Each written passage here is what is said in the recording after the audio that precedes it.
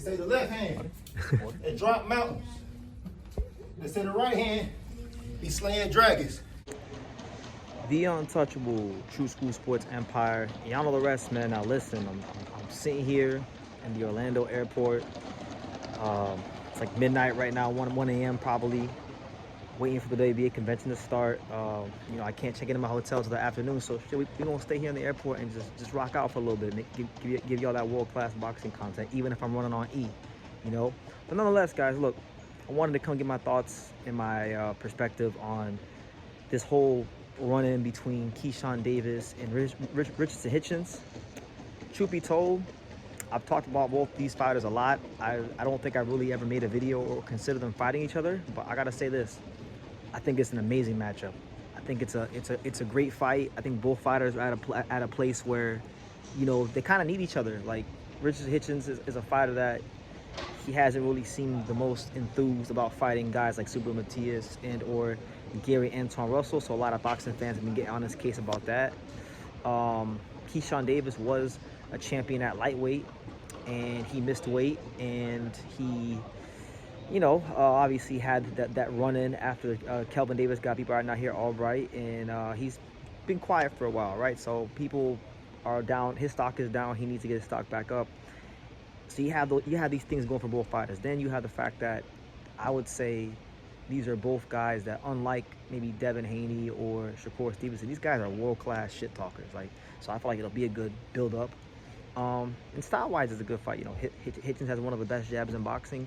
Keyshawn Davis is a fighter that loves to sharp shoot and counterpunch between shots. So I think stylistically, the fight is a dynamic matchup, right? So let's talk about it.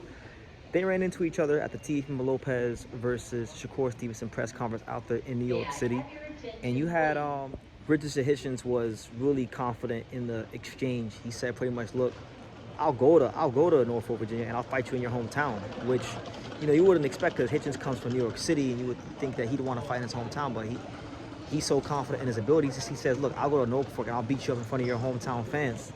So he said they're gonna fight.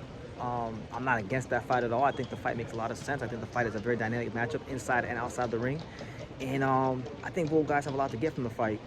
They talked about sparring, because I guess Hitchins used to go to Virginia to spar a lot, and he was saying he used to beat up on Keyshawn. Keyshawn said no, not really. So there was that whole back and forth, and you know, Eddie Hearn even got in there. Eddie Hearn said that Hitchins is too big for Keyshawn Davis. So look, man, I love the fight. You know, as far as who I think would win, just off rip, my initial thoughts, I'll tell you this, man. Y'all who watch my Richardson Hitchins videos know that I actually class him highly. I think he's a very good fighter. I think he's got one of the best jabs in boxing.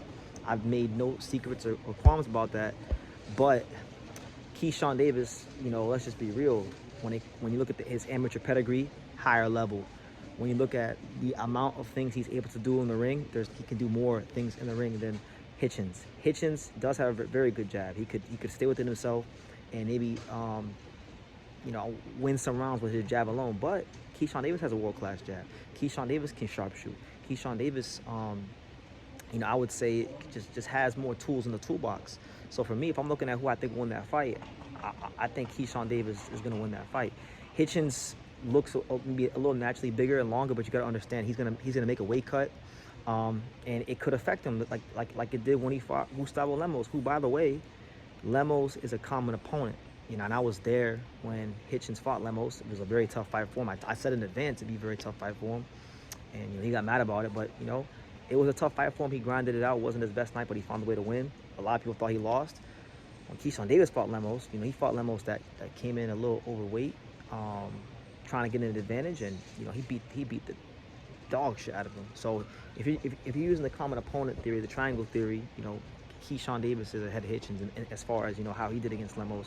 But I like this fight a lot. I really, really do. I hope all parties involved will work on this quickly and swiftly, get it done, because you know, like I said, I've grown frustrated with Hitchins, because when it comes to Matias, he don't really want to fight him. When it comes to Gary Anton Russell, he's been big timing him. When it comes to even Jermaine Ortiz, who's not even a big of a name, he's big timing him. And he talks about Brian Norman Jr. and what he would do to Brian Norman Jr. but I don't see him making any declarations to go to welterweight and go fight a guy like Brian Norman Jr. So Hitchins has been running his mouth a lot. That's who he is. He's a confident guy. He exudes a lot of confidence because he puts a lot of work into his craft. So he believes in his work, and he'll let you know that he believes the work he puts in allows him to be superior to you. But for me, anybody who knows me knows I've been very high on Keyshawn Davis. I've said it many times. I felt like Keyshawn Davis could have beat Tank.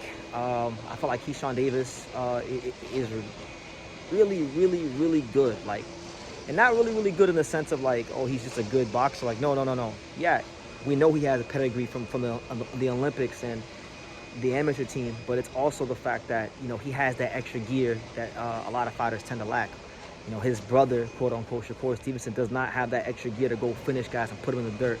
Devin Haney, as good as he is and as good as he showed himself to be against Brian Norman Jr., still didn't show that extra gear to have a special performance. He had a good performance, an effective performance, a performance where he won, and that's how he fights. But Keyshawn Davis has a temperament, and he has that extra gear to where when he hurts you, he can close the show. And that's what I think separates him from a lot of his peers. A lot of his peers, they exude Mayweather, you know, remnants of the Mayweather style, but they don't have that ability to finish. But Keyshawn Davis does. So that's why I think, you know, he's got a chance to really make a mark on the boxing game in a way that a lot of young, you know, Black American fighters don't right now, even no matter how good they are skill-wise. And he's got, you know, he's able to, you know, get people excited. He's got an engaging personality, which does count in the fight game, because this is show business with blood. You got to be able to engage with the fight fans and get them going, you know, and he's shown that ability to do that. So look, Hitchins beats Keyshawn Davis, I think hands down will be the biggest win of his career. It's the kind of win that I think takes Hitchins to another level in the sport and really gets him this respect and notoriety that he's looking for. And for Keyshawn Davis, a guy that probably, in my opinion, should be a little further ahead, you know, and has you know, kind of shot himself in the foot.